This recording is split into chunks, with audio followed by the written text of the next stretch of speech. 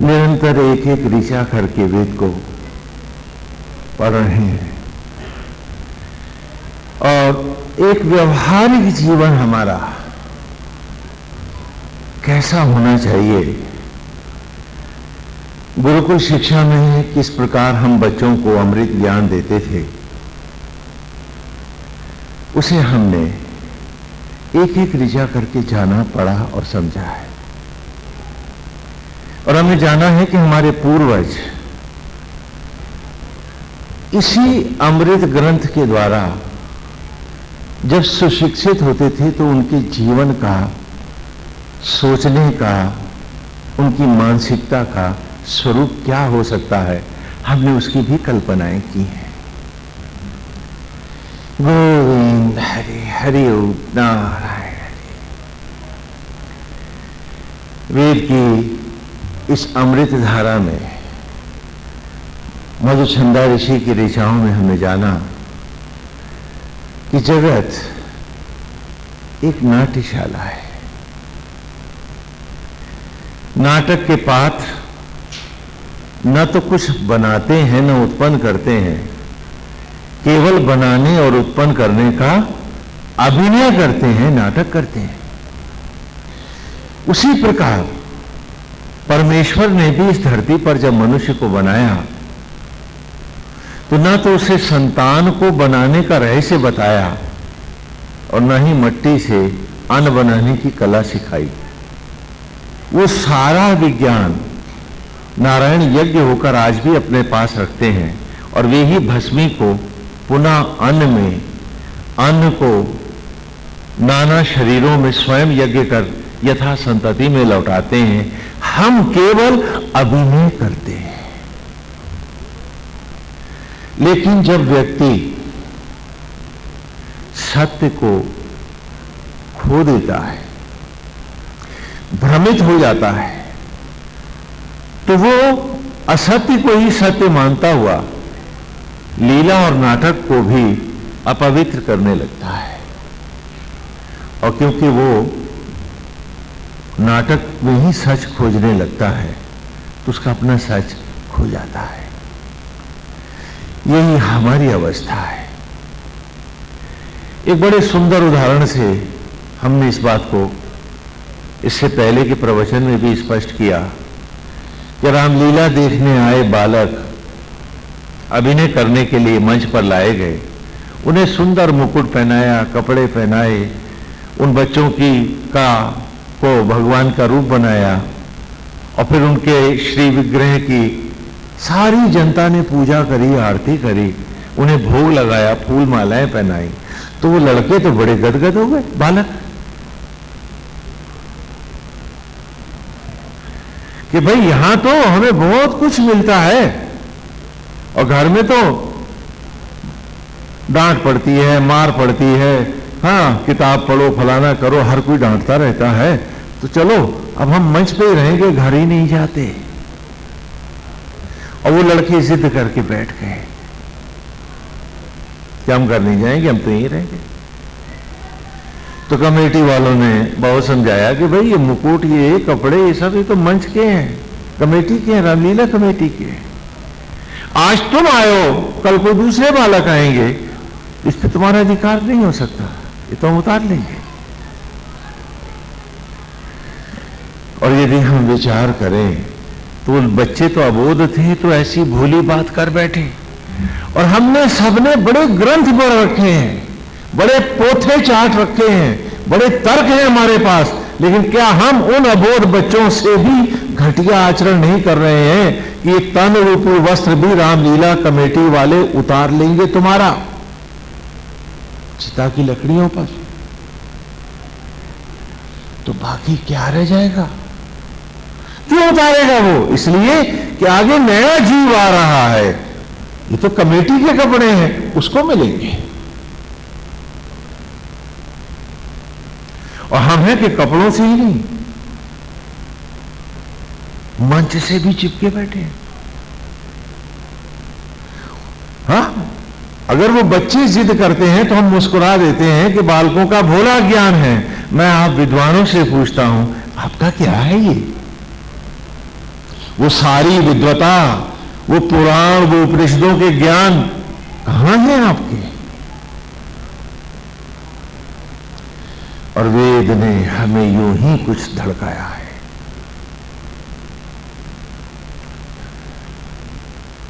कि पूजा पाठ जब तक मन को साधने का विषय है, इनसे ईश्वर नहीं रिझाए जाते, और ईश्वर को रिझाने वाले कुछ नहीं पाते।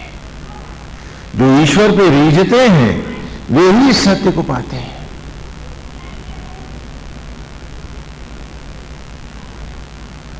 हम सबको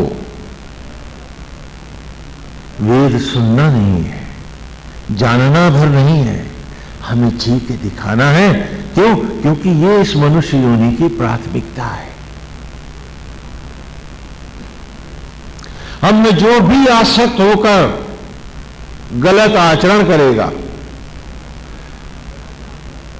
मंच का डायरेक्टर उसे पुनः पूर्वाभ्यास के लिए उन्हीं योनियों में भटकने को भेजेगा। किसी भी पात्र को मंच पर नहीं आने दिया जाएगा। किसी भी पात्र को मंच पर नहीं आने दिया जाएगा, चाहे वो अपने आप को कितना बड़ा भक्त तपस्वी भी मानता हो, उसे तब तक मंच पर आने नहीं दिया जाएगा जब तक कि वो नाटक को नाटक में अभिनीत करना और सत्य को सत्य में जीना सीख नहीं पाएगा। और मंच हम सब के भीतर लगा है, बाहर मनुष्य की योनि फाइनल रिहर्सल है।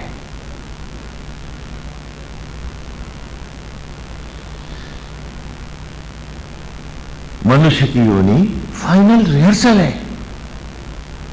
इसका मंचन अभी होना बाकी है। और हम हैं कि हर बार रिहर्सल में अपने आप को आसक्त बना करके रिहर्सल को ही सत्य मान लेते हैं। तो आगे पतित योनियों में पुनः जहां जहां हमने गलतियां करी हैं, उसी रिहर्सल को वहां जाकर के, उन्हीं जगहों पर जाकर के दोबारा रिपीट करके हमें अपने संदेहों का निवारण करना होगा। उससे पहले हमारा उद्धार नहीं होगा। ये हमें निश्चित रूप से जान लेना चाहिए। ये ग्रंथ पोथे, ये मंत्र को रटने भर से उद्धार नहीं होता है। वो सब धोखा देते हैं अपने आप को, जो सोचते हैं कि ऐसा करने से हमारा उद्धार हो जाएगा। नहीं होगा। इसी को गुरुकुल शिक्षा में हम लीलाओं के द्वारा, अर्थात नाटकों के द्वारा बच्चों को पढ़ाते थे। सो ये लीला ग्रंथ है। आज आप जिन्हें कोरी कथा समझते हैं, या भी पारिजात की कथा आपको टीवी सीरियल में दिखलाई जा रही है, तो आज थोड़ा सा हम भी आपको पारिजात की वो कथा सुना देंगे। उसके बाद वेद में प्रवेश करेंगे कि किस प्रकार बच्चों को इन कथाओं और लीलाओं के माध्यम से हम जीवन के सत्य पढ़ाया करते थे। भगवान श्री कृष्ण की कथा है और देवराज इंद्र की कहानी है। यहां कहा हरि अनंत, हरि कथा अनंत। यहां थोड़ा सा दंभ, थोड़ा सा मोह दिखाने के लिए उन्होंने इस लीला का रूप दिया है। लेकिन गुरुकुल में बच्चों को हम कैसे पढ़ाते थे, वो आज आपको दिखलाते हैं। और देखिए बच्चों को हम किस स्तर पे पढ़ाते थे, और आज आपने लीलाओं में लिपापोती करके उनके स्तर क्या बना दिए। बच्चों को इसी में हम शब्द ज्ञान भी कराते थे। राम कृष्ण की कथाओं में, लीलाओं में हमने पढ़ाया बच्चों को कि 10 इंद्रियों को रखने वाला, अर्थात लगाम लगाने वाला, 10 इंद्रियों का निग्रह करने वाला दशरथ है, और 10 इंद्रियों को 10 मुंह बनाने वाला दशानन रावण है। हम सब ने पूर्व की वेद की ऋचाओं में लीलाओं को पढ़ा कि मन ही दशरथ, मन ही दशानन, 2 रास्ते। यदि हमने इस मन का निग्रह कर लिया है तो ये दशरथ बन गया है, और परमात्मा का लीला अवतार आत्मा ही तो है जो घट घट वासी। अजर अमर है, अविनाशी है, अजन्मा है, आत्मा अजन्मा है, अजर अमर है, अविनाशी है, और इसमें केवल परम जोड़ते ही परम सत्ता का स्वरूप आ जाता है, और लीला रूप में परम हटकर घटघटवासी ये आत्मा हो जाता है। तो मन ही दशरथ, मन ही दशानन, आत्मा श्री राम। ये देह, ये प्रकृति जो चिता की राख से पुनः वनस्पतियों में आई, ये धरती की बेटी, ये शरीर, ये जीव, ये बुद्धि, ये जानकी ही तो है। वहां इतिहास नहीं पढ़ा रहा हूं मैं आपको गुरुकुल में, बच्चों को उनका संपूर्ण स्वरूप पढ़ा रहा हूं लीलाओं के माध्यम से। तो उसी प्रकार बालकों को सुंदर वन प्रदेश में, जंगलों में गुरुकुल होते हैं, लीला और नाटकों के द्वारा गंभीर रहस्यों को ऋषि पढ़ाते हैं कि कृष्ण है महाविष्णु के अवतार, परमेश्वर है,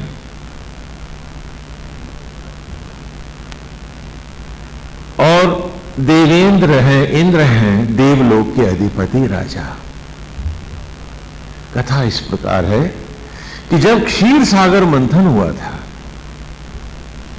आप लोग अक्सर पूछते हो कि स्वामी जी ये क्षीर सागर कहां है, तो हमने कहा ये तो हम दिखला सकते हैं आपको। जहां विष्णु रहते हैं उस क्षीर सागर का हम दर्शन आपको करा सकते हैं। भाई ऊपर आसमान की तरफ देखना, आसमान वो जो दूधिया सागर दिखता है उसे हम संस्कृत में क्या कहेंगे? ये कोई अरब सागर, हिंद महासागर की बात नहीं कर रहे हैं। और जैसा आकाश वहां है, वेद ने कहा कि जो संपूर्ण सचराचर में है वो पूरा चित्र का जो छोटा चित्र है, जो सूक्ष्म चित्र है, वो तू स्वयं है।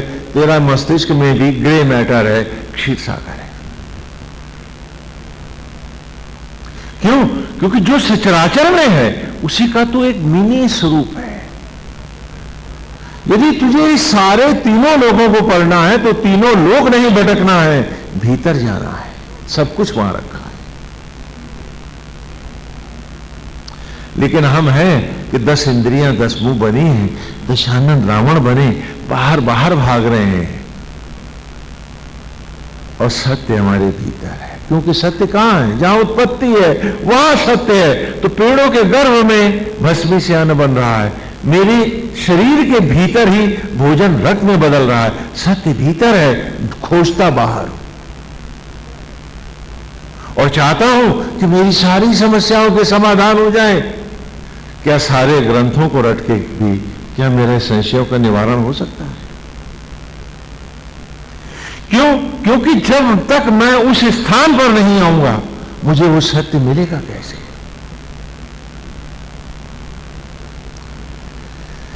तो देवलोक का अधिपति देवेंद्र है, राजा इंद्र है, उसकी पत्नी का नाम शची है। वासुदेव की 2 पत्नियों को इस लीला में दिखलाया गया है। वस्तुतः इतिहास में भी 2 ही विवाह हुए हैं, वो आपका विषय नहीं है। अष्टधा प्रकृति को ही 8 रानियों के रूप में दिखलाया गया है, वो लीलात्मक है। ये ईश्वर की, आत्मा की अष्टधा प्रकृति है, जो जड़ प्रकृति है, ये रानियां हैं, और नवी है जो प्रेमिका है, वो श्री राधा है। दोनों में भेद क्या है कि पत्नियों का आसक्त अधिकार बोध है कि वो मेरे पति हैं। राधा का क्या अधिकार? तो पत्नियां कहती हैं कृष्ण मेरे हैं, राधा कहती हैं मैं कृष्ण की हूं। 2 रास्ते हैं। ये मेरा है, इस पर मेरा आधिपत्य है, इस पर मेरा अधिकार है, ये मुझे मिले, मुझे सबसे स्पर्धा है, ये मैं लेके आऊं, ये आसक्त भाव। और नारायण तो सबके हैं, भक्त कहता है मैं भी गोविंद का हूं। वो कभी ईश्वर पर अधिकार नहीं दिखाता, कहता है चलो सब इकट्ठे पूजा करेंगे, आओ सब इकट्ठे आरती करेंगे, आओ सब मिलकर के भजन गाएंगे, क्योंकि गोविंद तो सबका है। ये राधा भाव है। दोनों में भेद है ना। तो उसी भाव से आसक्त जगत में भी, इस भौतिक जीवन में भी तो जिया जा सकता है कि संसार नारायण का है और हम उनके हैं, और ये घर मेरा है। तो बीवी कहती है ये सामान मेरा है, तो बच्चे कहते हैं ये हमारा है, अब घर का विभाजन होना चाहिए, डिवीजन होना चाहिए। यदि माता पिता कहते हैं कि ये तो सब नारायण का है, हम तो निमित्त हैं, हम गोविंद के हैं, हम संसार के हैं, न कि कोई हमारा है, हम सबके हैं, तो बच्चे भी जब ये कहते तो तुम्हारा घर बंटता कैसे? आज घर घर में जो तलवार की तरह दीवारें खड़ी हैं, मन में भी धरती पर भी, ये क्यों होती? क्यों? क्योंकि तुम आसक्त भाव में चले गए, राधा भाव में नहीं आए थे। ये लीलाओं के द्वारा हम बच्चों को पढ़ाते थे। तो कथा इस प्रकार होती है कि क्षीर सागर मंथन के समय पारिजात नाम का एक वृक्ष प्रकट हुआ और महाविष्णु ने श्री कृष्ण जिनके पूर्णावतार हैं, उन्होंने ही इस पारिजात वृक्ष को देवेंद्र को दिया। देवेंद्र ने उस वृक्ष को अपने उद्यान में लगाया और रानी शची को वो अतिशय प्रिय है वो वृक्ष। उसके पुष्पों की विशेषता क्या है कि जो भी देवी उसके फूल को अपने जूड़े से लगा लेती है तो वो अखंड सौंदर्य को पा लेती है। उसका रूप सहस्त्र गुना अधिक सुंदर, मोहक और ज्योतिर्मय उठता है और ये पुष्प हैं अद्भुत, विलक्षण।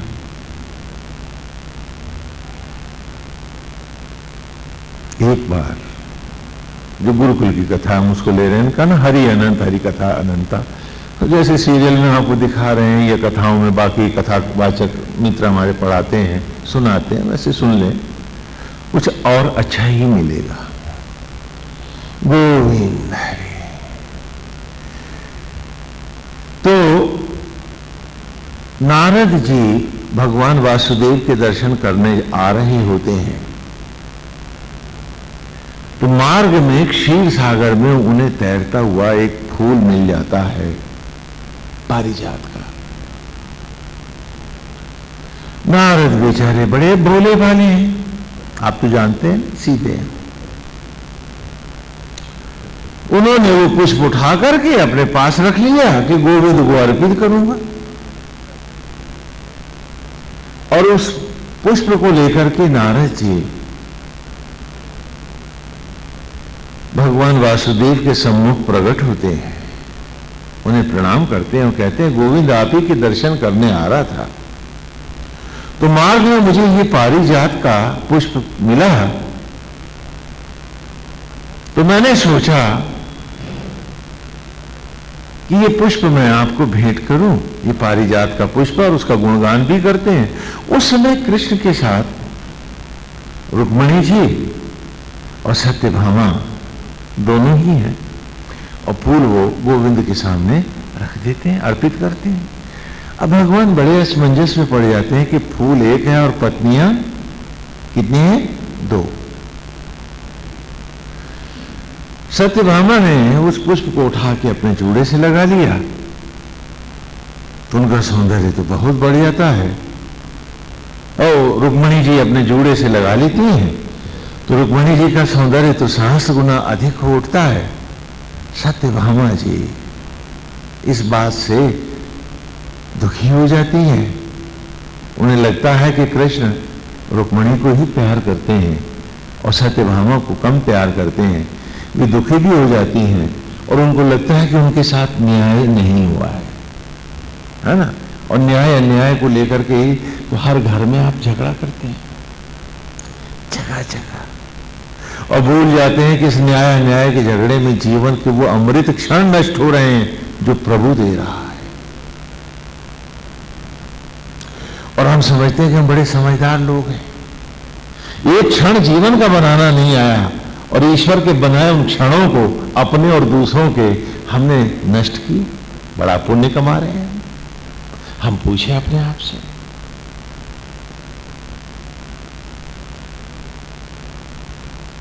लेकिन सत्यभामा दुखी हो गई हैं और वो कोप भवन में चली गई हैं। वासुदेव उन्हें समझाते हैं कि देखो सत्यभामा, एक ही फूल था, तुम दुखी मत हो, मैं देवेंद्र से कह के तुम्हें भी एक फूल मंगा देता हूं। उनका नहीं, का बरखा जब कृषि सुखाने। महाराज भरे दरबार में तो मेरा अपमान हो गया, अब इस एक फूल को मैं क्या करूंगी, जो होना था वो तो हो चुका। गोविंद जब मनाते हैं तो कहते हैं फिर मुझे एक फूल नहीं पूरा पेड़ ला के दो।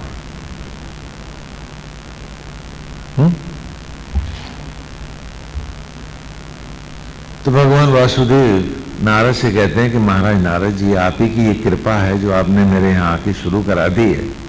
अब ऐसा करो, आप इंद्र से जाके कहो कि मुझे थोड़ी देर के लिए वो पेड़ दे दे और सत्यभामा को मना के मैं इसे लौटा दूंगा। नारद जी अनएम्प्लॉयड चल ही रहे थे, बेचारों के पास कोई काम धंधा था नहीं, बीणा लिए घूम रहे थे। अनएम्प्लॉयमेंट तो देवलोक में भी होता है ना, आप लोग भी परेशान होते हैं। उन्हें तो जॉब मिल गया, हाँ बड़े प्रसन्न, बोले हाँ गोविंद अभी जाता हूं। और नारद जी देवलोक पहुंच गए और देवेंद्र से कहा कि देवेंद्र, मैं आपसे पारिजात का पेड़ कुछ दिनों के लिए लेने आया हूं। हुआ यूं कि मुझे क्षीर सागर में तैरता हुआ एक पुष्प मिल गया था और वो ले जा करके मैंने भगवान वासुदेव को दिया, श्री कृष्ण को, और उन्होंने उनसे वो फूल रुक्मिणी जी ने ले लिया। सत्यभामा को स्वाया नहीं है और उन्होंने अन्न जल का परित्याग कर दिया है, इसलिए आप कुछ दिनों के लिए आप मुझे वो वृक्ष दे दें, श्री कृष्ण ने कहा है, और कुछ दिनों बाद उनको मना करके वो पेड़ आपको लौटा दें। तो देवेंद्र ने कहा कि नारद जी, इसमें संकोच की क्या बात है, वे स्वयं सृष्टा हैं, कौन नहीं जानता इसे, और उन्होंने ही मुझे ये पारिजात का पेड़ दिया है, तो उनकी धरोहर उनको अर्पित करने में मुझे क्या संकोच हो सकता है। पेड़ को मैं मंगवाए देता हूं, आप ले जाओ। तो नारद जी ने कहा, ये तो स्टेटमेंट नहीं दे रहा है, हाँ जॉब भी मिली तो टेम्परेरी। कहने लगे ऐसा है देवेंद्र के मामला थोड़ा चलती का है, आप आज्ञा करो तो मैं उधर से ही महारानी शची से पेड़ लेता हुआ निकल जाऊं, इससे शीघ्र पहुंचो, क्योंकि सत्यभामा जी ने तो अन्न जल का परित्याग कर रखा है। तो कहा जैसी आपकी इच्छा है। नारद जी वहां पहुंचे रानी शची के पास और महारानी शची से कहा कि महारानी शची, मैं बहुत शीघ्रता में हूं, देवेंद्र के आदेश पर आपके सामने उपस्थित हुआ हूं, मुझे ये पारिजात वृक्ष का लेके जाना है श्री कृष्ण के पास, क्योंकि सत्यभामा जी रूठ गई हैं, उन्होंने अन्न जल का परित्याग कर दिया है, तो इस पेड़ के बिना वो राजी नहीं होंगी। और आप तो जानते हैं कि जितना प्यार श्री कृष्ण सत्यभामा के प्रति करते हैं, सचराचर में कोई पति अपनी पत्नी के प्रति नहीं करता, बहुत चाहते हैं उसको, इसलिए आप मुझे पेड़ दे दो।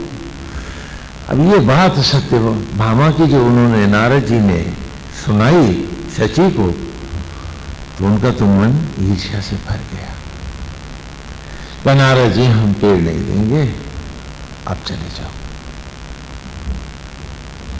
कहा कि पहुंच गए सभा में, देवेंद्र आपकी सती साध्वी पतिव्रता पत्नी ने आपकी आज्ञा की अवहेलना कर दी, मुझे पेड़ देने से मना कर दिया। हम सब में नारद रहता है, वो मैं आपको श्री राम कथा में सुना चुका हूं। इसलिए खाली किसी एक व्यक्ति की नहीं, अपने भीतर के उस विचार को भी याद कीजिए जो नारद है। गोविंद है। देवेंद्र ने सुना तो कहा ऐसा, अच्छा आप रुकिए मैं लाके देता हूं, और चले। जब वहां गए तो वहां तो माया ही उल्टी थी। महारानी शची ने कहा कि नहीं देवेंद्र, आप वृक्ष को ले जाए, मैं मना नहीं करती, परंतु मुझको अग्नियों में प्रवेश करने का अधिकार तो देते जाए, मैं हाथ उड़ा करूं। कि क्या कृष्ण ही सत्यभामा को प्यार करते हैं और आप मुझसे इतने रोकते हैं कि उनकी पत्नी के लिए इंद्र की पत्नी के बाग से ये पेड़ जा रहा है। देवेंद्र, यदि मेरी इतनी ही उपेक्षा है तो मुझे भी आत्मदाह का अधिकार दें।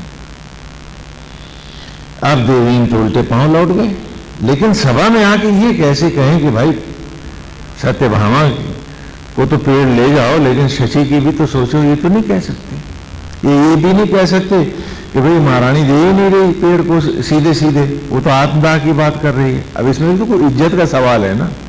तो जाकर के कहते हैं कि नारद जी, मार्ग में मैंने सोचा कि ये वृक्ष तो देवलोक की धरोहर है, ये तो मृत्यु लोक में जा ही नहीं सकता, इसलिए हम पेड़ नहीं देंगे।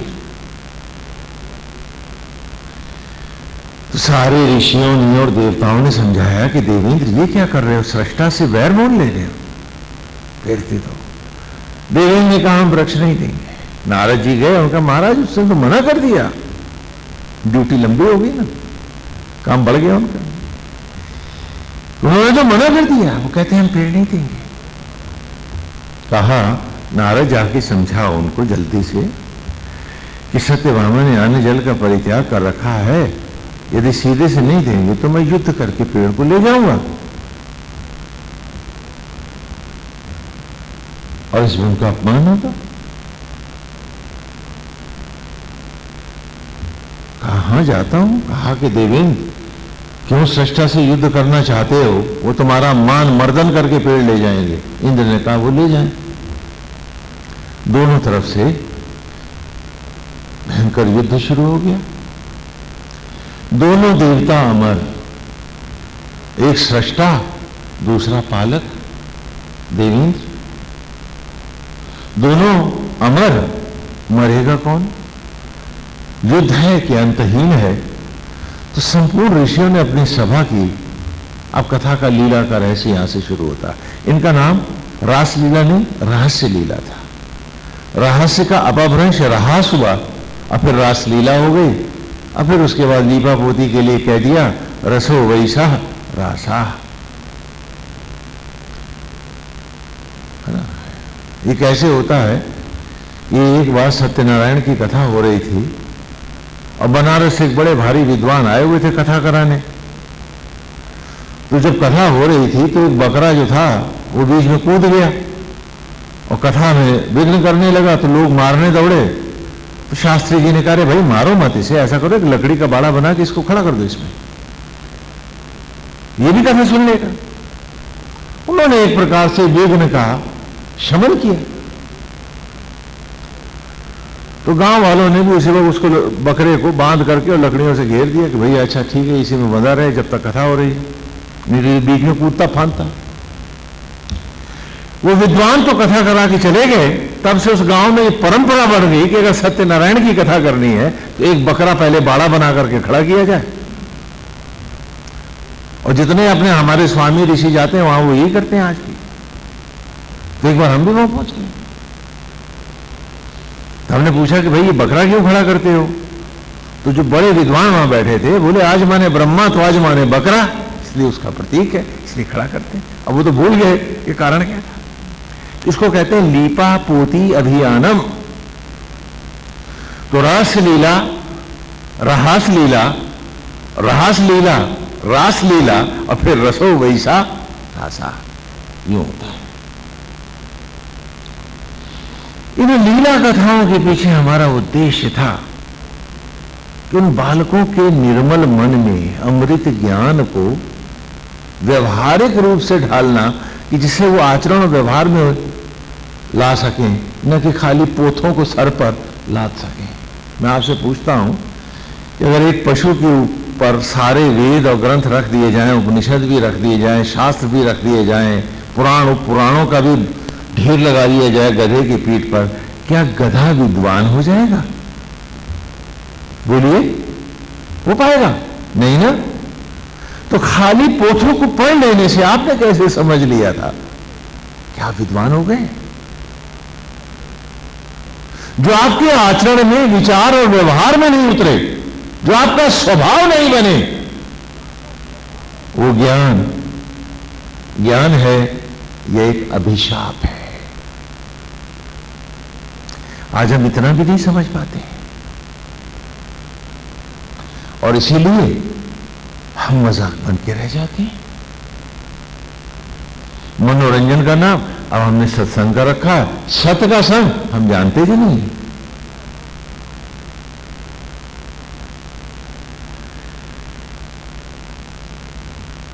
तो कथा में आते हैं, कथा से दूर न जाएं, पहले कथा को हम अपना, हाँ, कि लीला कथाएं क्या थी, रहस्य लीला।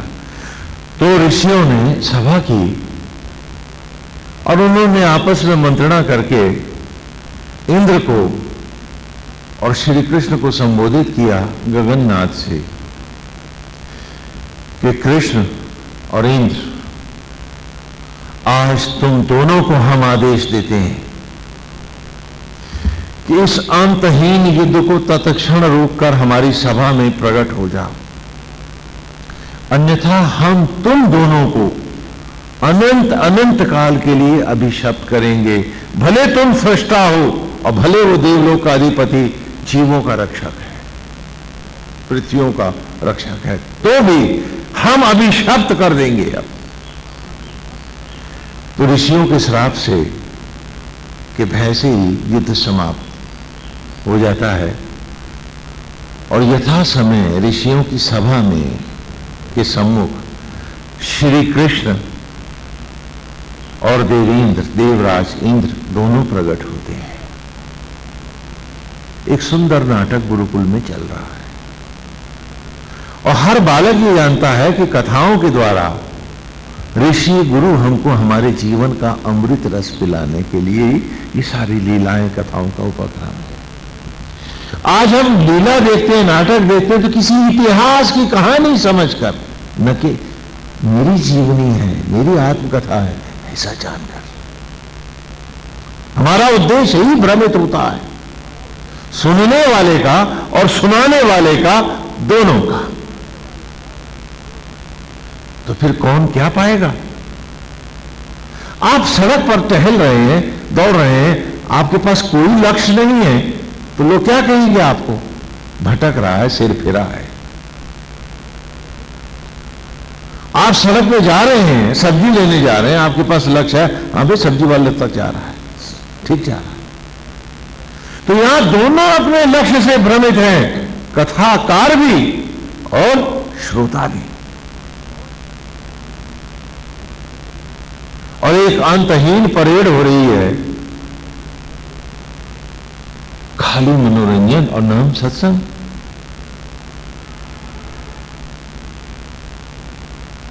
बालक जानते हैं कि हमारे हित में हमको जीवन का सत्य पढ़ाने के लिए ही हमारे ऋषि ये लीला करा रहे हैं, क्योंकि अति गूढ़ ज्ञान को केवल बालक तक पहुंचाना ही नहीं, उसके जीवन में अंग संग बनाना है, आचरण व्यवहार और स्वभाव बना के दिखाना है। ये ऋषि का धर्म है। वेदाहम सूत्रम विततम, अथर्ववेद दशम कांड। कि बालक ज्ञान को जाने तो अज्ञानी है, पढ़ ले, कंठस्थ भी कर ले तो भी अज्ञानी है। जब वो कहे वेदाहम, ज्ञान मैं स्वयं हूं, ये सूत्र हो उसके जीवन का, सूत्रम विततम, व्यापक। The totality of my life is Vedas, is the only time when he really knows Vedas. मनोरंजन के लिए, जानने, जिज्ञासा भर के लिए नहीं, इसे संपूर्ण जीवन बनाने की बात करो। तो ऋषि इसीलिए लीलाओं के माध्यम से बच्चों पर, उस भोले मानस पर भी ये अमृत ज्ञान लाता है। तो बालक जानते हैं, यहां कथावाचक लीला करने वाले भी जान रहे हैं कि उनकी लीला का क्या उद्देश्य है, लक्ष्य से भ्रमित नहीं है। और वो श्रोता नन्हे नन्हे बालक भी जान रहे हैं कि लीला का उद्देश्य क्या है, तो वो भी लक्ष्य से भ्रमित नहीं है, क्योंकि वो जानते हैं कि कथा इतिहास मात्र नहीं है, इसमें हमारे जीवन के धड़कते हुए, जगमगाते हुए क्षण है, हमारा आचरण है, व्यवहार है, विचार है, हमारा सर्वस्व है इसमें। तो दोनों इंद्र और कृष्ण ऋषियों की सभा के सम्मुख प्रकट हो जाते हैं। वासुदेव के साथ देवगुरु बृहस्पति हैं उनके सलाहकार के रूप में, और शुक्राचार्य ने अवसर को गंवाना नहीं चाहा है, इसलिए वो देवेंद्र के साथ हो गए, क्योंकि उनका विष्णु से पुराना डाह है, बैर है। वो सब हम कथाओं में जान चुके हैं। हाँ, कि राजा बलि के यहाँ भगवान ने उनकी आंख फोड़ दी थी, तो एकाक्षी हो गए थे वो। तो इसलिए इस बार वो दैत्यों की जगह देवताओं के साथ हो गए। क्यों? क्योंकि महाविष्णु से बदला जो लेना है, वो जानते हैं कि कृष्ण और कोई नहीं, स्वयं महाविष्णु है, लीला अवतार धारण किए। दोनों प्रकट हो गए। और तब ऋषियों ने कहा, सभा ने कहा कि कृष्ण और इंद्र, तुम दोनों ने एक अंतहीन युद्ध का आरंभ किया, एक वृक्ष को लेकर। तुम्हारी इस युद्ध पिपासा को देखते हुए आज हम ऋषियों ने निर्णय किया है कि जिस युद्ध के कारण पृथ्वियों का और जीवन का विनाश हुआ है, ज्ञान नष्ट हुए हैं, आज उसके पुनर्निर्माण के लिए ही तुम दोबारा युद्ध करो। तुम लड़ना चाहती हो ना, तुम लड़ो, लेकिन सावधान होकर सुनो कि ये युद्ध अस्त्र और शस्त्र से नहीं होगा, धनुष और बाण से ये युद्ध नहीं लड़ा जाएगा। ये युद्ध अब क्षीर सागर में भी नहीं होगा, ये युद्ध होगा मृत्यु लोक में जाकर हर मनुष्य के शरीर में। बाहर नहीं होगा, भीतर होगा। आपने ये कथा नहीं सुनी है, यही जो हम बच्चों को सुनाते कि युद्ध होगा प्रत्येक मनुष्य के शरीर में। मनुष्य की बुद्धि युद्ध भूमि होगी, बैटल फील्ड होगी, जहां युद्ध लड़ा जाएगा वो बुद्धि उस युद्ध का आंगन होगी, प्रांगण होगी, मैदान होगी। यही लड़ोगे तुम दोनों। और युद्ध होगा हर मनुष्य के शरीर में। जो जीते पारिजात उसका,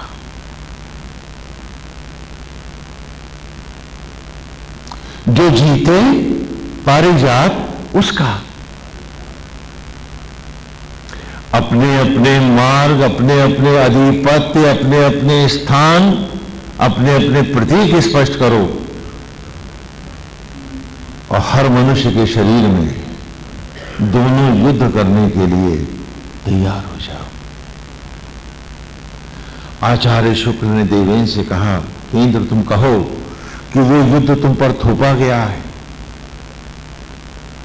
तुमने नहीं चाहा था, कृष्ण ने शुरू किया है, इसलिए मनुष्य के शरीर पर पहला अधिकार, पहला आधिपत्य और पहले प्रतीक की मांग तुम्हारी होगी।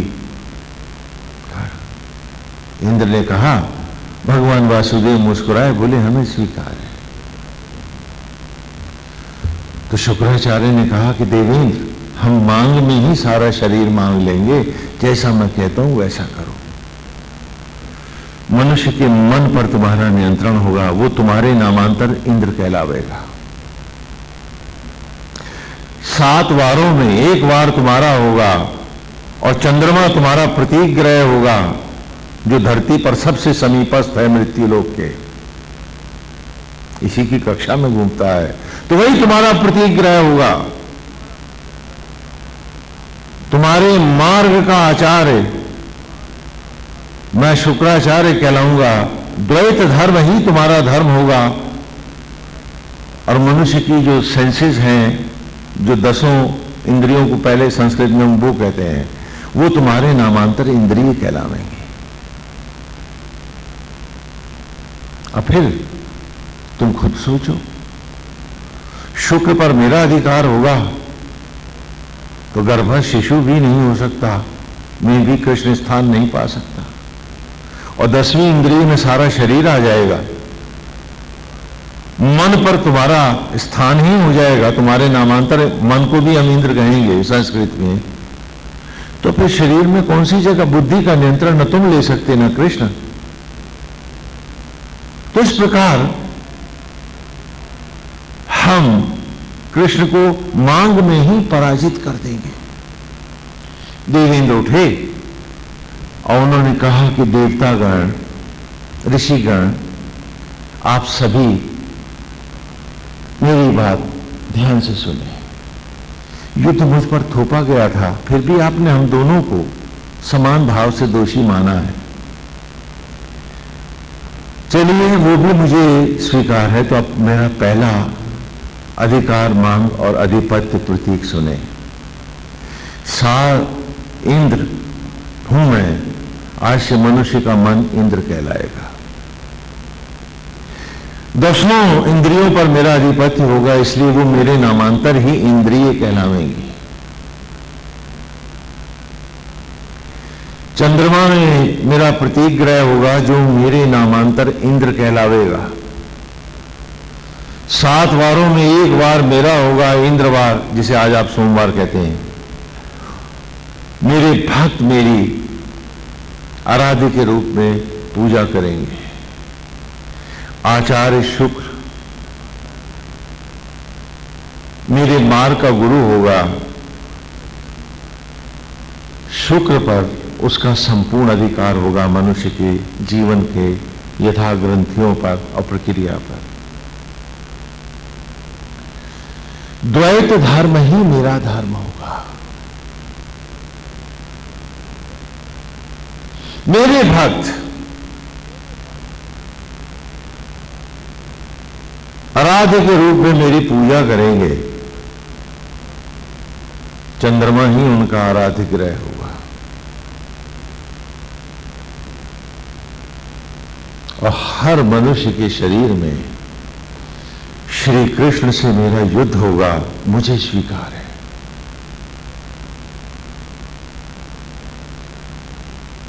अब तो खलबली मच गई कि ये तो अन्याय है। भाई 5 को गो बनाओ और 5 को इंद्रियां रहने दो। इंद्रिय बना दो, 5 को तो गो रहने दो। कम से कम अधिकार तो बराबर से बटे।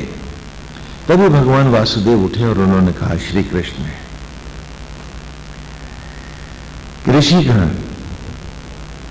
देवेंद्र ने जो मांगा हमने दिया। आज से 10 गो इंद्रिय कहलावेंगे। मनुष्य की इंद्रियों के द्वारा अब मैं कभी भी ग्राह्य नहीं रहूंगा, मुझे देख नहीं पाएगा। और आप जानते हैं कि अर्जुन को भी उन्होंने ये कहा था कि तू मुझे देख नहीं सकता, इसलिए मैं तुझे चक्षु देता हूं। उस इंद्र से, उस अर्जुन से कह रहे हैं जो देवलोक में भी रह आया है, जिसने महाशिव के भी दर्शन किए हैं, पशुपतास्त्र पाया है।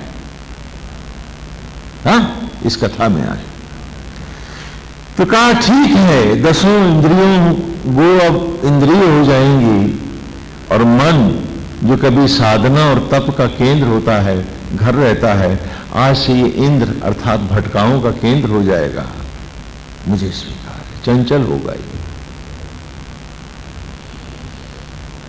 7 वारों में एक वार इंद्र का होगा, जो इंद्रवार होगा। एक वार शुक्र का होगा, जब इंद्र के भक्त उसकी गुरुवत पूजा करेंगे, वो शुक्रवार कहलाएगा। ये भी मुझे स्वीकार है।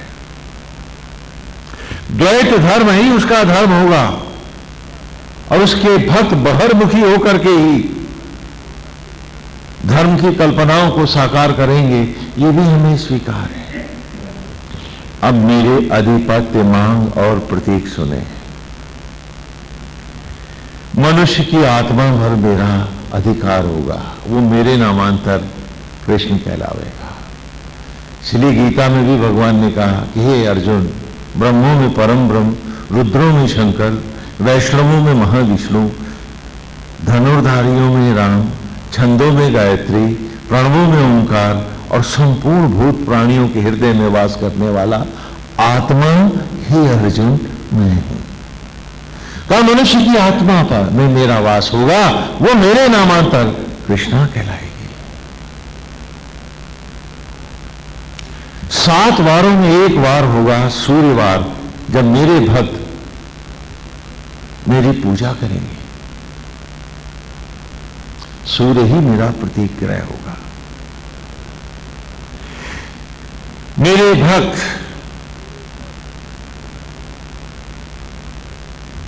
मेरे मार्ग के गुरु देवगुरु बृहस्पति ही होंगे अद्वैत धर्म ही मेरा धर्म होगा। और अंतर्मुखी होकर के ही मेरे भक्त सत्य का ज्ञान पाएंगे, दीक्षित होंगे। बृहस्पति का वास मनुष्य के दिव्य चक्षु में, अतीन्द्रिय ज्ञान इंट्यूशन में होगा, इसलिए बृहस्पति चक्षस कहलावेंगे। दीक्षा करो।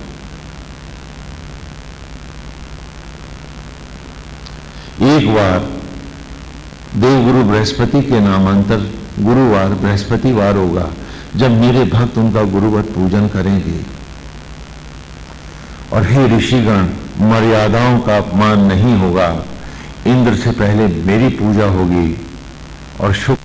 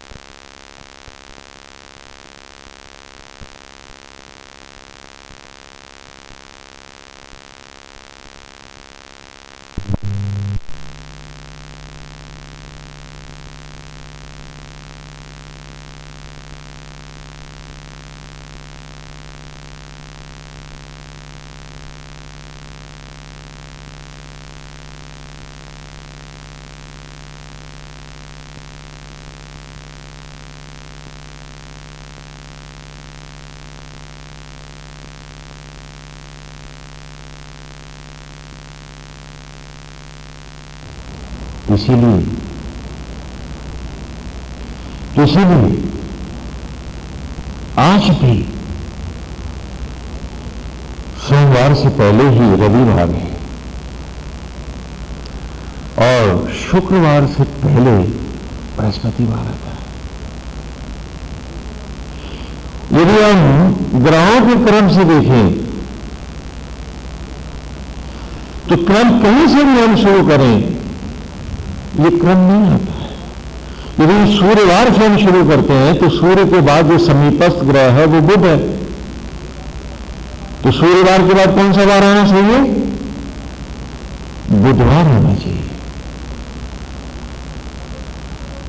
और फिर बुध के बाद शुक्र है, तो उसके बाद बुधवार के बाद कौन सा वार आना चाहिए? शुक्रवार आना चाहिए। और शुक्रवार के बाद फिर सीधा चंद्रवार आए और तब मंगलवार और बृहस्पतिवार सबसे बाद में जाए। तो जो प्रकृति का क्रम है वो ना हमने माना, ना विश्व की किसी संस्कृति ने माना आज तक। लेकिन पारिजात युद्ध की ये मांग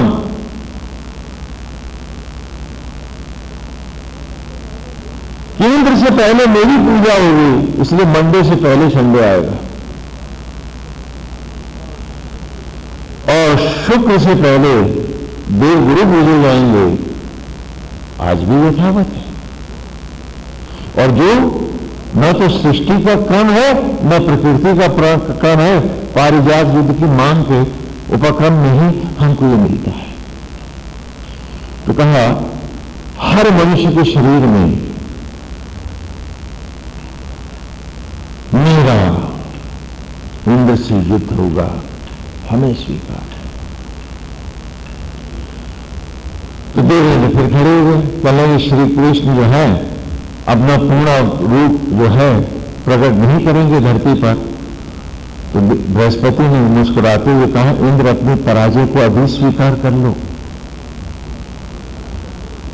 क्योंकि जब इंद्रियां हो गई दसों वो तो आज अगर सृष्टा भी धरती पे उतर आएगा तो कौन आंख देखेगी, कौन पहचानेगी उसको?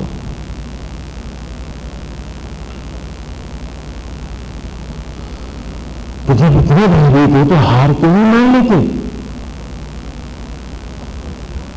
क्योंकि जिसे स्पर्श से तुम नहीं जान सकते, जिसे देख के तुम नहीं पहचान सकते, जिसे सुनकर तुम निसंदेह नहीं हो सकते, किसी इंद्रिय के द्वारा विग्राह ही अब तुमको नहीं हो सकता, और फिर यदि वो प्रकट भी हो जाए तो प्रभावित किसे कर सकता है?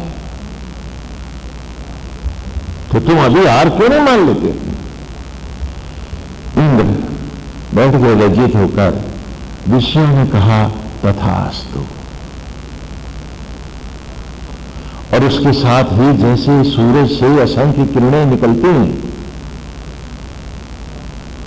उसी प्रकार इंद्र और कृष्ण असंख्य सूक्ष्म शरीरों में परिणित होते प्रत्येक मनुष्य की देह में समाते चले गए। एक बना मन और दूसरा बना, एक बना मन और दूसरा बना आत्मा, और बुद्धि हो गई अंतर्द्वंद। मन इंद्रियों की राह आपको विषांत जगत में भटकाना चाहता है।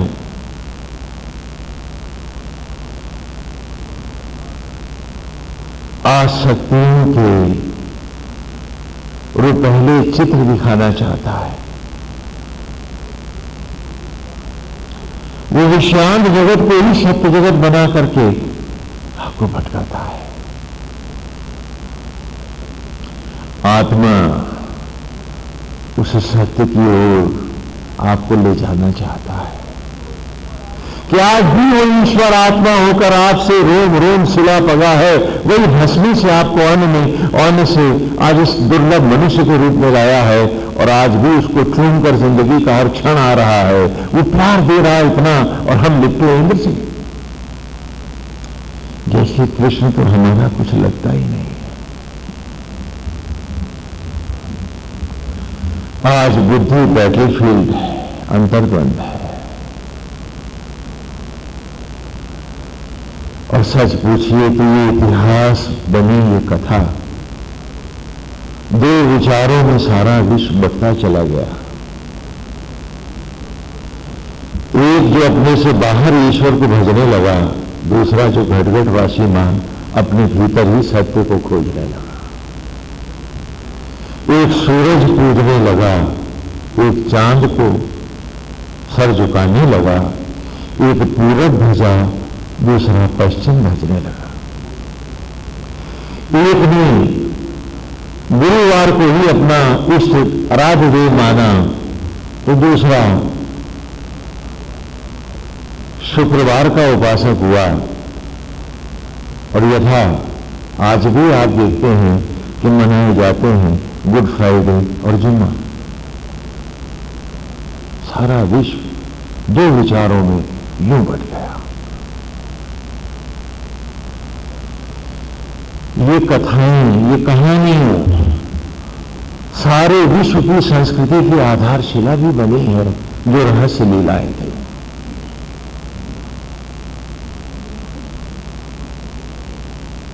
जो कोरी कथाएं न थी,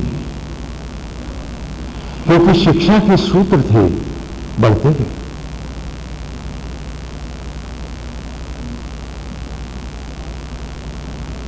आत्मा कृष्ण है, इंद्र मन है। अंतर्द्वंद में फंसा बुद्धि एक युद्ध का स्थल बन गई है। जब जब ये मन इंद्रियों के इंद्रजाल में, भ्रमजाल में बसा लेता है, हमें बिठा लेता है, हमें वो सांस सांस में चूमता हमारा आराध्य हमको, और हम इंद्रियों के द्वार असत्य जगत को ही सत्य मानते हुए भटकते रहते हैं।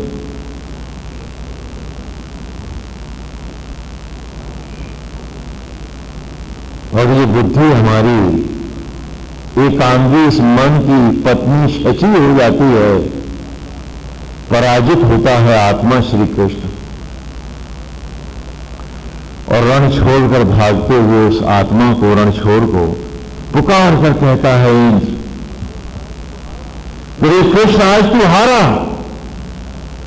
देख ये पारिजात मेरा है। लेकिन आत्मा के हटते ही वो शरीर भी मर जाता है। चिता की लकड़ियों पर हम कपाल क्रिया करके इंद्र को भी भगा देते हैं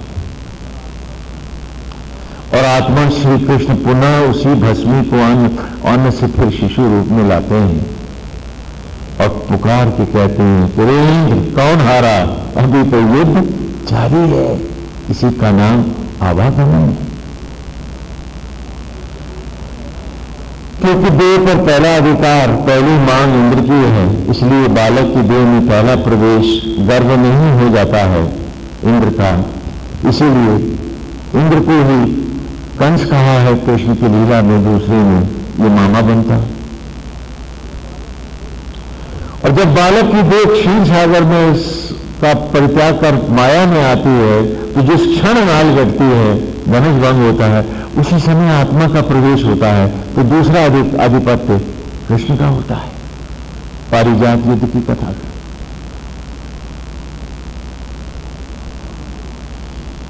इसीलिए इंद्र जब जब अभिशप्त होता है, भ्रमों को फैला करके, वृतासुर को फैला करके, मनुष्य के जीवन का विनाश करके, जब जब ब्रह्म हत्या का दोषी होता है इंद्र, तो कमल नाल में अर्थात गर्भ नाल में माता की जाके छिपता है। जो अन्यत्र एक कथा है, लीला कथा है, फिर सुनाएंगे।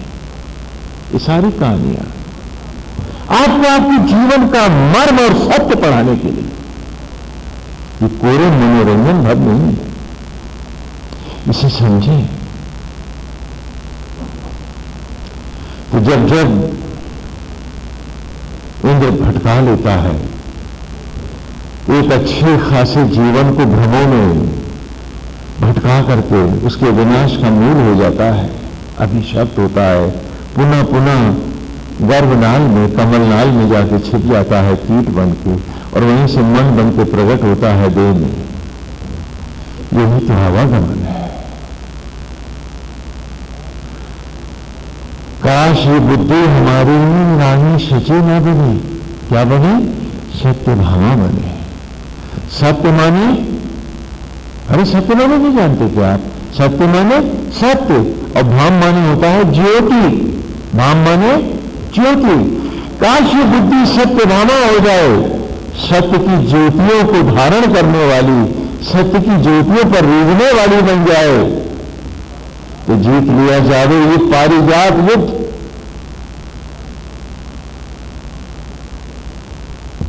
कृष्ण विजयी हो।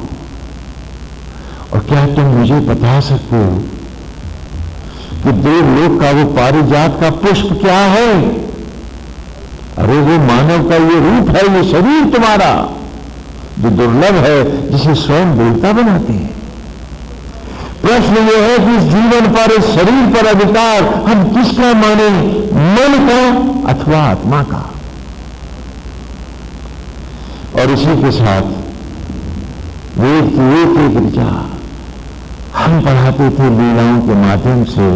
हम अष्टम सूक्त का आज की ऋचा में जाने से पहले प्रथम ऋचा ले ले आज इसी सूक्त की, कि इंद्र सान सिंह सहितवानम सदा सहम वरिष्ठ मिलता ही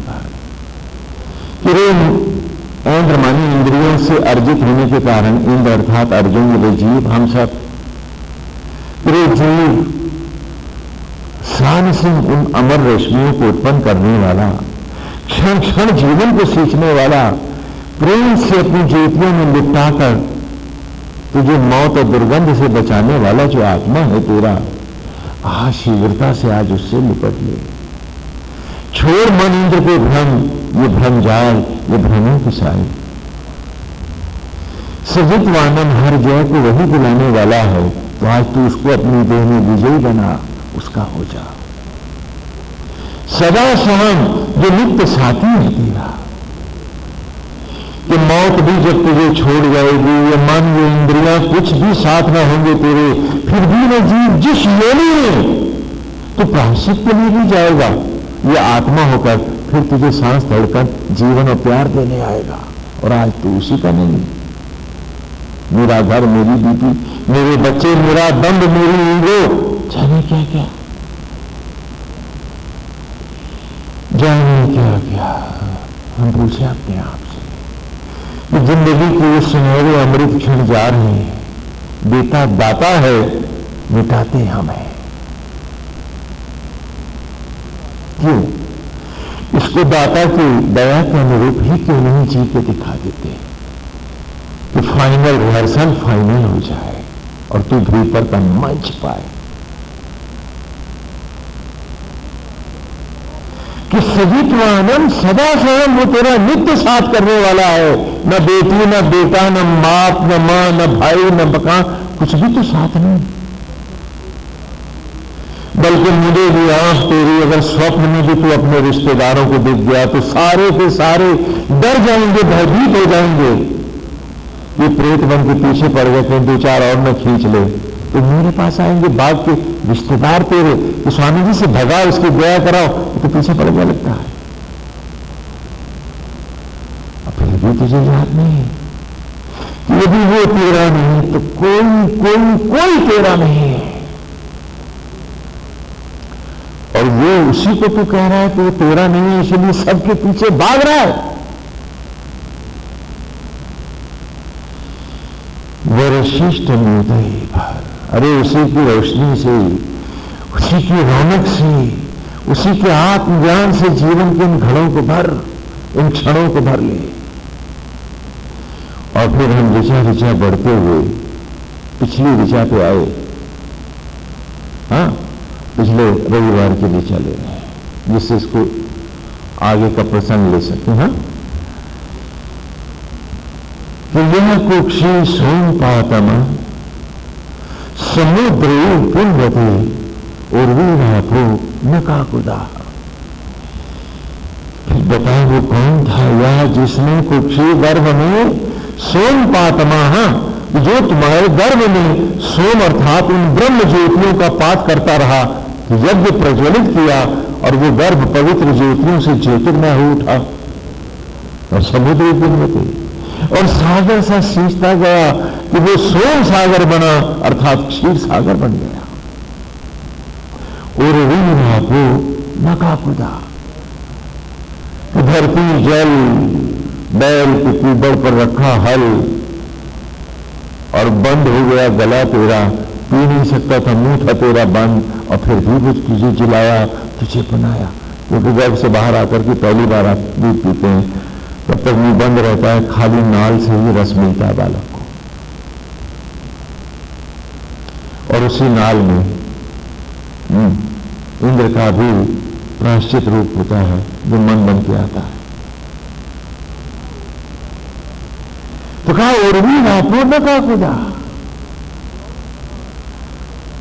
कौन था जो बनाता तुझे, कौन था जो खिलाता तुझे, कौन था जो तेरी सांसें धड़कने देता, वो कौन था जिसने गर्भ में यज्ञ किया था, गर्भ को भी ज्योतिर्मय पवित्र यज्ञ की भूमि पवित्रतम बना दिया था और सागर से सींचता रहा था कि वो क्षीर सागर बन गया था।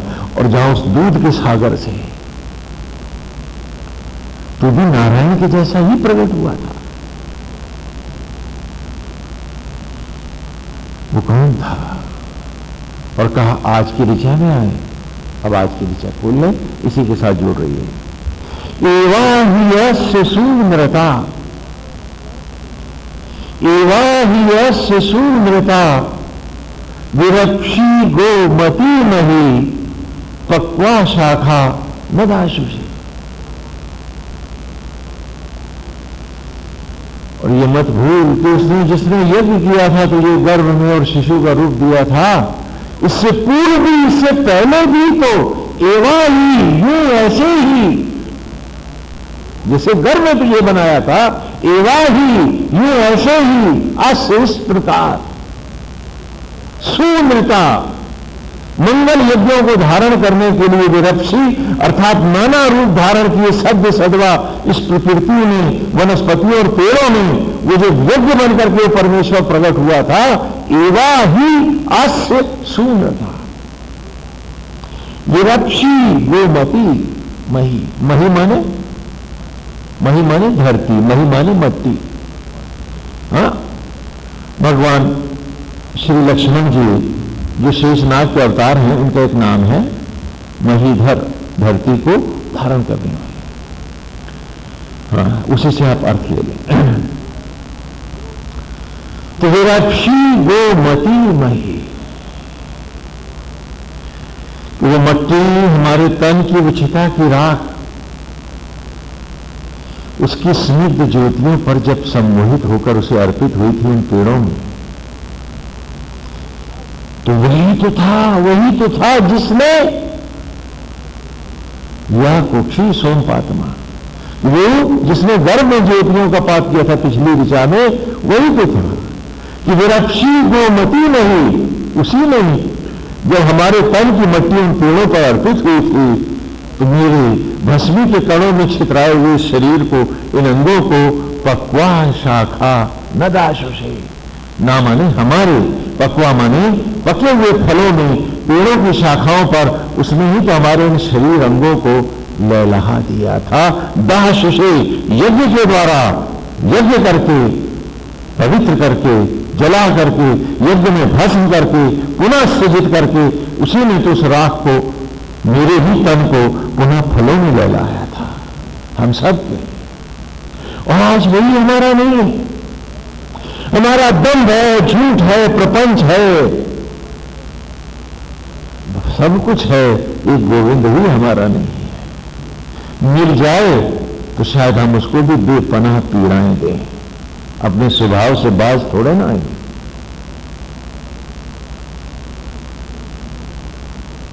इसलिए वो पत्थर का हो गया है। क्योंकि जो अपने को क्षमा नहीं कर रहे हैं, जो अपने शत्रु बने हैं, वो विधाता को क्षमा कर देंगे क्या? आज क्या अवस्था हमारी,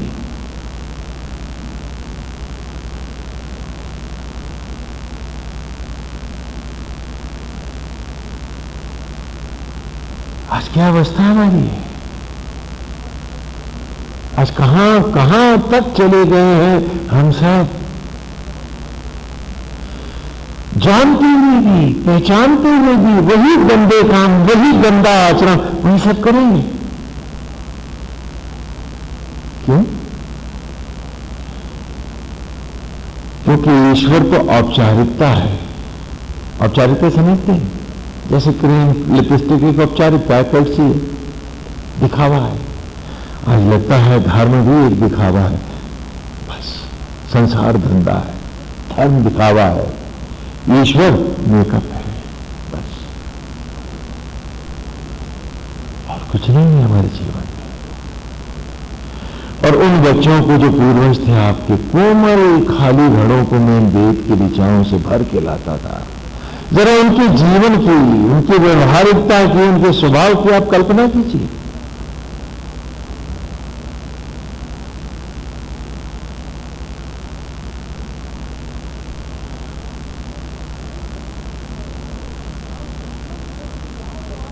हम दूसरों के प्रति क्या व्यवहार करें, वो हमारा अधिकार क्षेत्र है, हम जो चाहे करें, लेकिन वही अगर वो लौट के पूछे कि मैं भी करूं, तो आपको तकलीफ हो जाती है।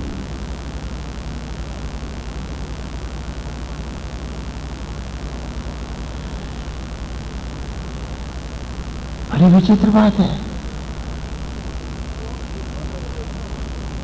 जो हम दूसरों की अपेक्षा करते हैं, अगर वो हमारे घर में हमसे भी वही अपेक्षा करने लगे तो ये हम नहीं सोचते हैं।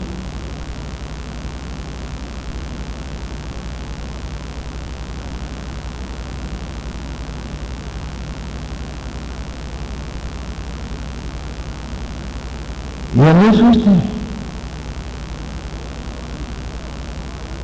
क्योंकि हमारी विद्वता तो हमारी है ना, हम तो दया कर रहे हैं। और कोई लौट के कहे कि जो आप मेरे बच्चों के साथ दया कर रहे हो, बेटे बेटियों के साथ, भाई मैं भी आपकी बेटे बेटियों के साथ वही दया करता हूं। तो आप क्या जवाब दोगे?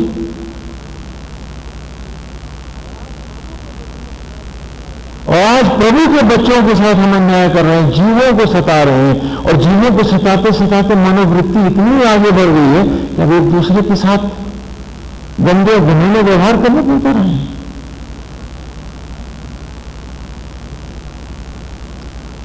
क्या यही साधना है? यही तक है हमारा?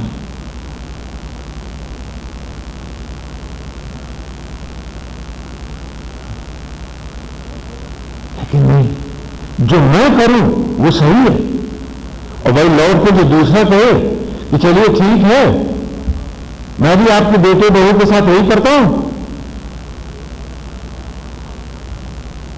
तो आपको कैसा लगेगा?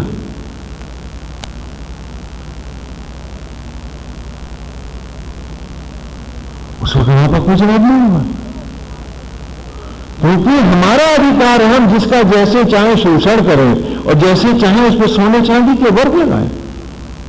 तो क्या साधना ऐसी होगी? आज हम नहीं सोच पाते। और जब कोई सत्य कह रहा है अपने भीतर बैठा तुम्हारे, और क्योंकि तुम बाहर मुझे ढूंढ रहे हो, इसीलिए तो तुम अपने जीवन के लिए स्वयं अभिशाप बने हो, और श्राप बांटते दूसरों को और कहते हो कि तुम दया करते हो।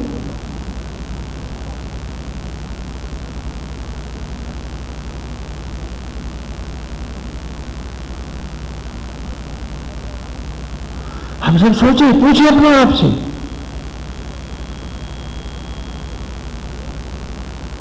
कि क्यों नहीं हम अंतर्मुखी होते हैं?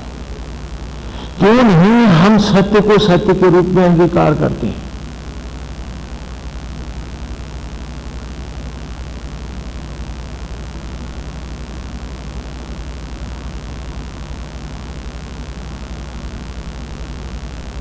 हम अपने आप से पूछें, वेद की अमृत ऋचाओं को हम अपने ऊपर से क्यों गुजार देते हैं? हम क्यों नहीं सुधारते अपने आप को? क्या हम अजर अमर हैं? क्या हमें याद नहीं कि ये रामलीला का कपड़ा है, कमेटी वाले उतार लेंगे चिता की लकड़ियों पर? फिर हम इतने ज्यादा भटकते क्यों हैं?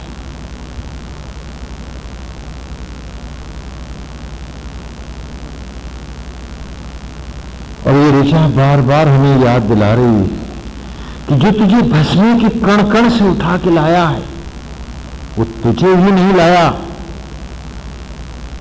वो सबको लाया है। तो यहां तो सब एक ही पिता के बनाए लोग हैं।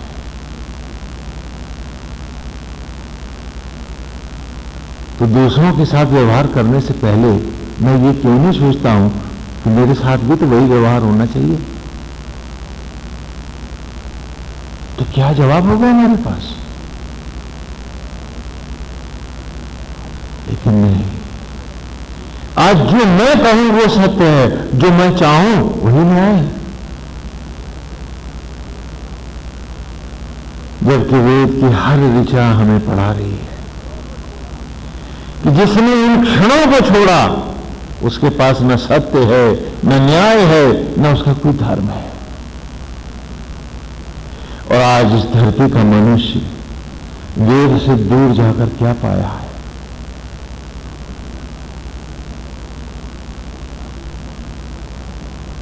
कि अभिशप्त कीट हैं जोंक, मच्छर और खटमल, दूसरों का खून पीते हैं।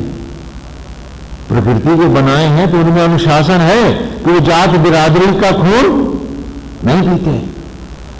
और मनुष्य जब मनुष्य नहीं रहता तो घर के ही नहीं छोड़ता, डायन ही ढाई घर छोड़ती है। हम तो कोई एक जगह छोड़ने को राजी कहां? क्यों हो जाता है हमारा मन ऐसा?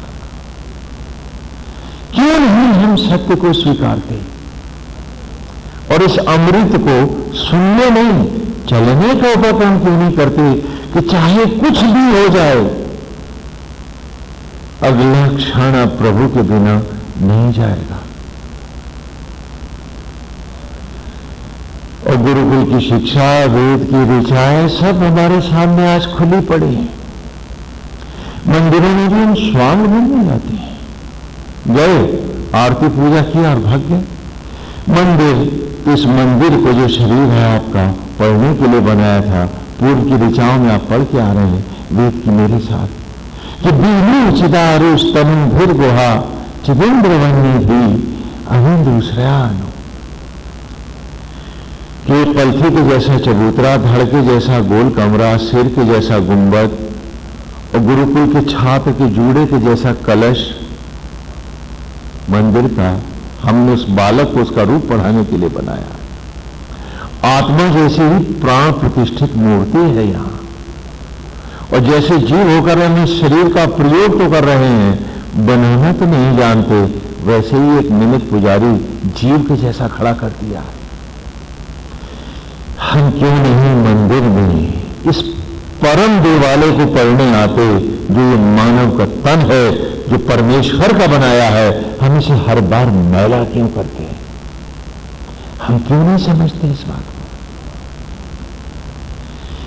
क्या यही हम उल्टे सीधे काम करते रहेंगे और मौत हमें फिर उन पतित योनियों में भटकाने ले जाएगी?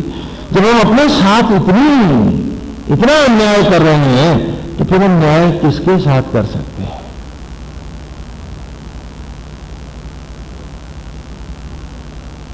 हम जरा पूछे तो अपने आप से,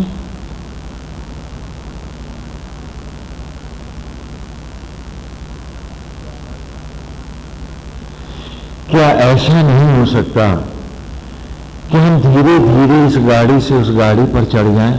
तो वेद ने कहा वो ही तो सबसे अच्छा रास्ता है कि अपने अपने मन में आराध्य की एक सुंदर मनोहारी छवि बसाएं। और क्योंकि हमें प्राणी मात्र में ईश्वर को देखना है, इसलिए सब मूर्तियों का सम्मान करें। जीव मात्र में नारायण का भाव लाने के लिए हर दरबार के आगे सर झुकाएं। हम पंथ न जाने, धर्म न जाने, हमें तो जीव मात्र में नारायण को एक भाव लाना है। सीए राम में सब जग जाने, तो अपने आराध्य को, अपनी आत्मा को एक सुंदर रूप दे दें। राम, कृष्ण, ब्रह्मा, विष्णु, महेश, सरस्वती, लक्ष्मी, अथवा अपने आराध्य का, गुरु का, किसी प्रियजन, उसको स्वरूप दें। उसकी मनोहारी छवि को अपने सर्वस्व बना लें। ये गाथा कि पहला महावाक्य है तत्त्वम् असि, और फिर उसमें ध्यान की ज्योति जला लें कि मन में ध्यान, हाथ में सेवा। नारायण अब मन आप ही के श्री चरणों में, आपके रूप में हर सांस हर क्षण बसा रहेगा। न सताएंगे किसी को, न मैल लाएंगे किसी के लिए मन में। जो हमारा उचित धर्म है वही करेंगे, न कि दूसरों को पीड़ा देंगे, न स्वयं पीड़ा लेंगे। आपकी मनोहारी छवि और उस ज्योति में ही बसे हुए स्थिति प्रज्ञ होकर के श्रीमद् भगवद गीता के अनासक्त भाव से, माली की भावना से बाहर की सेवा करेंगे। घर में रहेंगे, घर की सेवा है।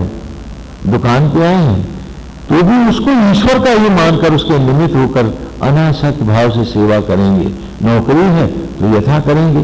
घर में हैं, झाड़ू लगाएंगे तो भाव सदा रखेंगे कि गोविंद हम आप ही के गोकुल को बहारते हैं, वृंदावन है नारायण आपका।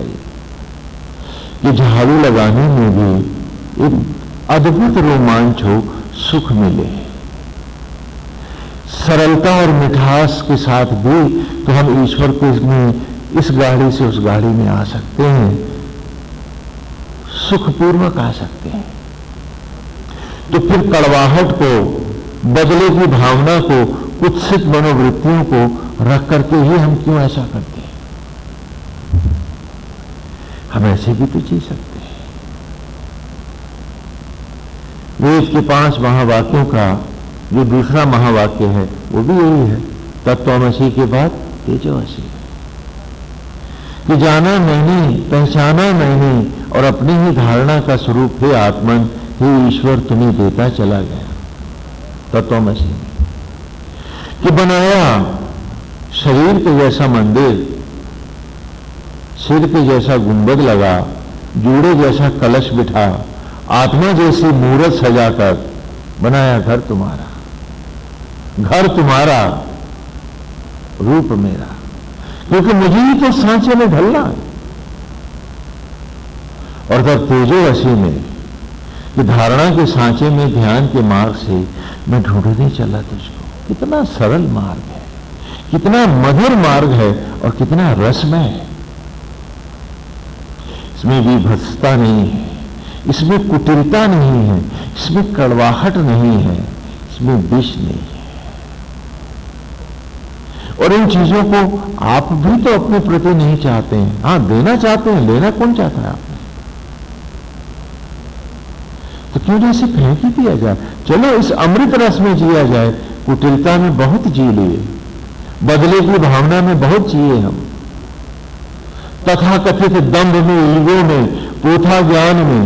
हाँ, पोथों का ज्ञान कैसा है, मैं आपको एक उदाहरण देता हूं कि घने बादल आए आसमान पर, खूब घने बादल आए और एक बूंद पानी न बरसे उसमें, क्या पौधों को राहत मिलेगी? बोलो, उल्टा कीड़े पड़ जाएंगे, पत्तियों में भी, फलों में भी, कटिया माहू सब लग जाएगा। तो वो ज्ञान पोथों का जो तुमने सर पे लादा है और एक बूंद भी आचरण व्यवहार में बरसा नहीं तुम्हारे, तुम्हें दंभ के कुछ नए कीट और जिंदगी की फसल का सर्वनाश ही तो करता, अमृत कहां से हो जाता? और उसी को लादे घूमते रहे कि बड़े विद्वान, बड़े दंभी, बड़े ज्ञानी हैं हम, हमसे जैसा तो कोई सियाना ही नहीं। और कभी ये न सोचा कि ये बादलों से खड़ा ये मस्तिष्क पर ये ज्ञान गधे का बोझ ही तो है, देता कुछ नहीं, मिटाता सब कुछ है। तो ऐसे भी तो जिया जा सकता था कि तत्त्वमसि मंदिर मूर्त अपने भीतर सजाते नारायण की मंगल मूर्ति और तेजोवसी कि तेज हो तुम, तेज हो, क्योंकि तेरा प्रकाश न हो तो मुर्दा आंखों को 1000 सूरज भी रोशनी देते नहीं है। तो मेरे लिए तो हे आत्मा, तू ही शास्त्रों सूर्य को तेज देने वाला है, तू ही गोविंद है मेरा, तू ही नारायण है मेरा सत्य रूप में। उसकी ध्यान की ज्योति जलाते कि जिस क्षेत्र में बैठे हैं, मन उनके श्री चरणों में रूप रस माधुरी का निरंतर पान करता हुआ और उसके निमित्त भाव में मैं संसार की सेवा करता हुआ, न कोई केतु मारता मुझे, न कोई राहु सताता मुझे। इस सरलता और मधुरता से भी तो जिया जा सकता है। और मन में जब हम विष के बीज ही डालते रहेंगे तो सारी फसल तो विषैली हो जाएगी और ये फसल ही तो आगे मेरी औलादों का बैसार बनेगी और उनके मन के खेत बोए जाएंगे। तो क्या मैं वंशनाश की तैयारियां नहीं कर रहा हूं? क्यों न मन में प्रभु भक्ति के, अमृत के ज्योतियों के बीज बोए जाए। अधिक जानने से तो थोड़ा जानना भला, जो पच जाए और जो अंग संग हो जाए मेरे आचरण व्यवहार में उतारा है। छोटी छोटी ऋचाएं हैं ये, अमृत के घट हैं ये। कहा कि दुनिया का सबसे सुंदर मंदिर कौन सा है? पूर्व की ऋचाओं में आप पढ़ के आए हैं कि पुरुतमम पुरुणाम ईशानम वार्याणम इंद्रम सोमी सचासुते। पुरुतमम पुर उत्तमम, लोकों में भी सर्वोत्तम लोक ये शरीर है मेरा, और आज इसी को मैला मैला बनाए हूं मैं। पूर्णम ईशानम, और सूर्य लोकों में भी महासूर्य लोक है, क्योंकि स्वयं नारायण आत्मा होकर ग्रहों और नक्षत्रों को तेज देने वाला आज आत्मा होकर वही प्रभु मेरे भीतर बैठा है इस लोक में और स्वयं बना रहा है इसे। अरे कोई स्वर्ग, कोई बैकुंठ, कोई गोलोक क्या मुकाबला करेगा इसका। और मैं हूं कि ऐसा सुंदर धाम पाया और धरती का सबसे बड़ा कलंक मैंने आज अपने जीवन को बनाया। झूठ, फरेब, मैं और मेरों के लिए मक्कारी, और है क्या मेरे पास। और ये लोक है कि पुरुत्तमम, कि लोकों में भी इतना उत्तम लोक है कि पुरुणाम ईशानम, कि महासूर्य लोक है ये, जहां स्वयं नारायण मेरे पास बैठा है। वार्याणाम, मेरा वर्ण करने के लिए प्रभु स्वयं पधारे, और सारी जिंदगी नरक जिए जाता हूं मैं, और विद्वता के जाने कौन से दंभ पिए जाता हूं मैं। वार्याणाम, वो मेरा वर्ण करने आया है। अरे मुझे अनंत बनाने आया है मेरा प्रभु, बनाता है लोक को, बिठाता है मुझको, और स्वयं साथ बैठा है, मेरा वर्ण करना चाहता है। और मैं हूं कि गलियों और चौराहों में, झूठ और फरेब में, असत्य और अज्ञान में भटक रहा हूं। मेरे जैसा अभागा हतभाग और कौन होगा। कितना सुंदर संयोग है, और मैं भटकता बाहर हूं।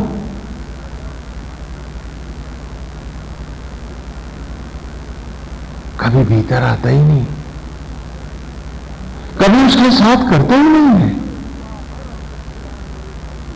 हर ऋचा, हर अमृत ज्ञान मेरे सर के ऊपर से गुजर जाता है, और मैं फिर वहीं पहुंच जाता हूं। क्या बात है कि लोकों में भी सर्वोत्तम लोक मिला है। कौन सा मोक्ष चाहता हूं मैं, क्योंकि मोक्ष को देने वाला तो भीतर बैठा है, और उसके पास मैं आना ही नहीं चाहता हूं। वार्याणाम, वो मेरा वर्ण करने आया है। और क्या करने आया। इंद्रम सोमे सचासुते, कि ब्रह्म ज्वालाओं की सोम ज्योतियों में, अर्थात अमर करने वाली शीतल रश्मियों में सचा संयुक्त करके, जोड़ करके मुझे सुते अनंत आयु में एक नया जीवन देने आया है, उत्पन्न करने आया है, और मैं हूं कि बाहर भागता हुआ। सारी विद्वता मेरे विनाश में लग गई है। आज क्षण वो दे रहा है, मिटाए मैं जा रहा हूं,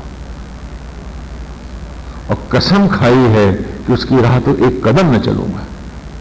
जाने क्या बात है।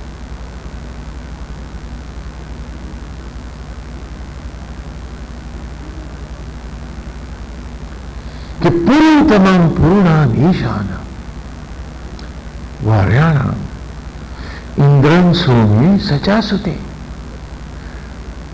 और इसी 8वें सूक्त की पहली ऋचा से किया है कि इंद्र सान सिम रहे। अरे समर आत्मा से लिपट भाई, न कि बाहर बाहर भागता रहे तू। और मार्ग सुंदर है, इतना सरस है, इतना रस रस भरा इसमें। अभाव है तो दुख का, ईर्ष्या का, द्वेष का, विषैली मनोवृत्तियों का, कपट का। और यदि यही तेरे सगे संबंधी हैं और इनको तू ईश्वर से ऊपर मान चुका है, तभी तो तू इनको छोड़ना नहीं चाहेगा। नहीं तो गोविंद के लिए छोड़ना इस पाप को। चल भीतर, और बस इतना करना है कि उसकी मनोहारी छवि को, इस देह को देवाले नारायण की धरोहर मानना है हम सबको। क्या पुजारी मंदिर में मैला फेंकता है, मैं पूछूं अपने आप से।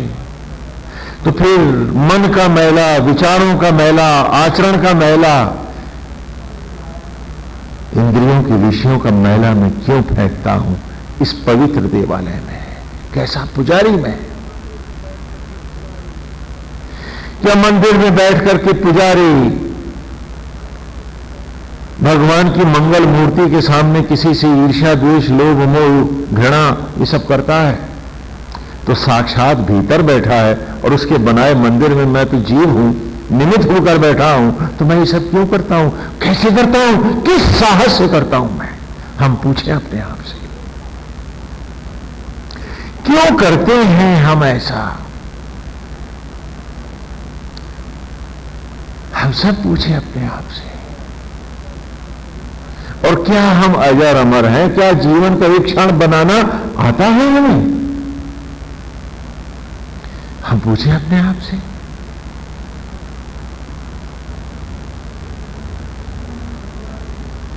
कि पूर्णतमम ईशान, मंदिर की सौगंध, मंदिर को पढ़ ले।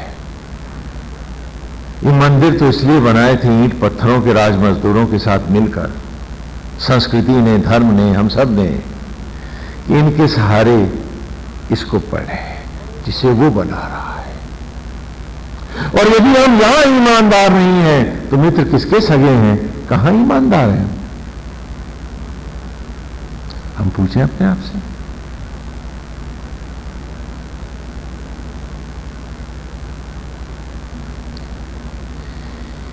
कि क्या छल कपट हम छोड़ पाएंगे?